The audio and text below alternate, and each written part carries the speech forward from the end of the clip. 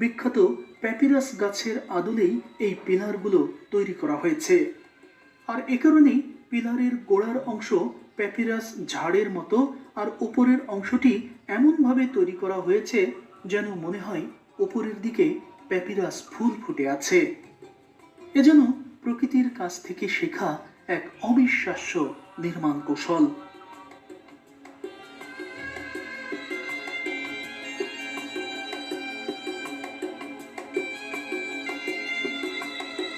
ফেরাউনের স্থপতিরা চেয়েছিলেন যেন তাদের মন্দির দেখতে একটি পাথরের বাগানের মতো মনে হয়।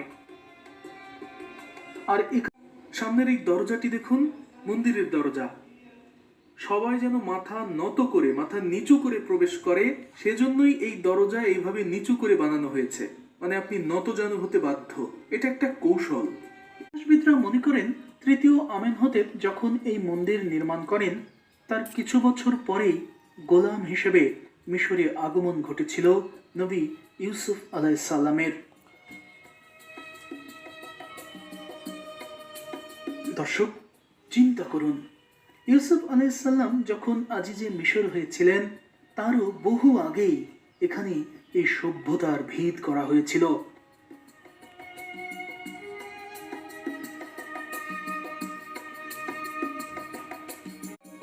আমি এখন যে পাশ দিয়ে হেঁটে যাচ্ছি এই মাটির উপর দিয়েই হেঁটেছেন ইতিহাসের সেই মহাপুরুষ হযরত ইউসুফ আলাইহিস সালাম। এখানে এসেই তিনি মন্দিরের প্রধান পুরোহিত আজ্ঞামোহরের পাথরের মূর্তির ওপর মিথ্যা বিশ্বাসে করেছিলেন চপেটাঘাত। মুহূর্তেই চূর্ণ হয়ে গিয়েছিল আজ্ঞামোহরের অহংকার।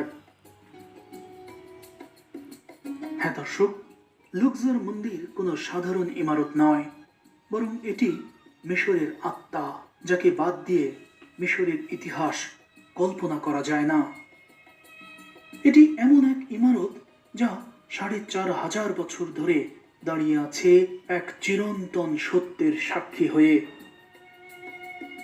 এর প্রতিটি বিশাল স্তম্ভ একদিকে যেমন আমাদের মনে করিয়ে দেয় মানুষের সৃষ্টিশীলতা কতটা অসীম হতে পারে, অন্যদিকে এখানকার বাতাসের গুঞ্জনে আজও যেন ভেসে আসে আজ্ঞামোহরের দম্ভ, আমেনহতেপের স্বপ্ন, আর সেই সত্যের প্রতীক হযরত ইউসুফ আলাইহিস সালামের পবিত্র স্মৃতি।